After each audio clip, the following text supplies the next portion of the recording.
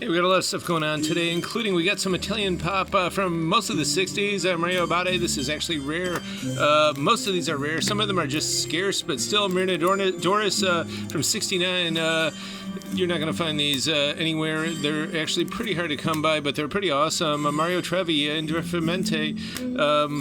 And we've also got Guido Cantelli. He died in 56 in a plane crash in Paris. I believe he was only in his 30s, but a great conductor. And this came out a decade later, and it's beautiful stuff in beautiful shape.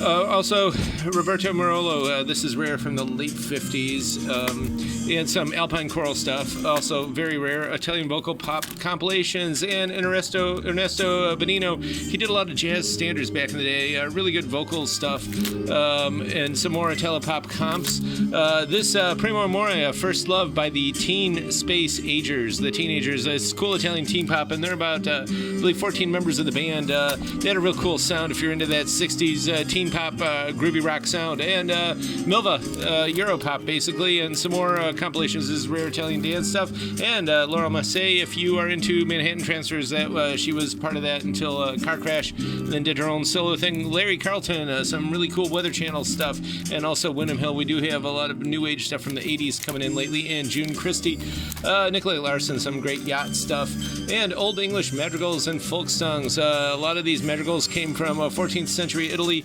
and they're just terrific stuff. And Heinrich Schütz, who was, before Bach, definitely the greatest composer in Germany, and this is some beautiful Baroque stuff, mint, of course. And for the interested in the Oriental Rite, this is actually rare Parma, and we've also got some more Byzantine stuff in here from all over. I believe this one was from Pennsylvania, and of course Miami, Florida.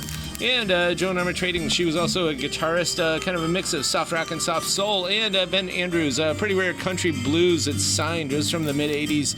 And Levon Helm, basically Bayou Funk, and if you're into funk, this is all over the place and cool from the late 70s. We also got, we just bought a pretty good rock collection, very much near mint to mint to, in this case, sealed, dead set. This is also sealed, but this is all really high-grade rock, and we're only putting a sample on here because we literally have about 200 LPs to put out. A lot of Dylan, actually, some Zevon. I know there's a lot of Neil Young here, including, like, You Never See, this record from 86. And, of course, a lot of Rundgren, Dylan's gospel record, Basement Tapes.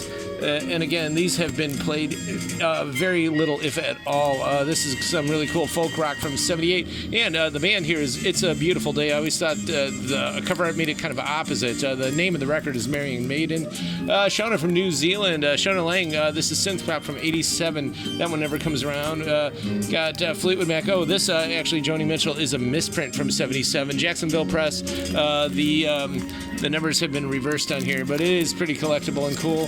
And again, beautiful shape. Randy Newman from LA there. And this was came out 89. This is the first record that had Johnny Marr on it when he joined the band.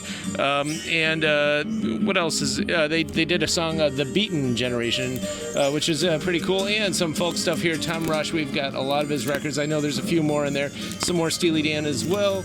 Reckless Abandon, if you know the David Bromberg band, this is one of their last records. They start off kind of funk band, then they kind of added country to funk, and then Dixieland and ethnic suck and folk rock, so they were total amalgamation of all kinds of stuff. Snakes and Ladders, Faces, some more Joni Mitchell. We do have her Dark Yacht record too. Lol Cream and Kevin Godley, and this one is great. Live stuff here. Of course, Kate Bush, first track is Running Up That Hill, and she's there with David Gilmour and Nick Mason of Pink Floyd. And this is a pretty scarce, interesting old Cleveland Orchestra, 212-inch 78 from 1940. Polish conductor. He lived in Galicia, which is now Ukraine, and he added to the repertoire of the Cleveland Orchestra opera and a lot of other more contemporary music. I believe he was first to play Shostakovich. But all this is here today, Friday, till 6 p.m., and then Saturday, 11 to 6. Check us out on tcyshop.com. We do free shipping over 50, and we have a lot of cool stuff on there.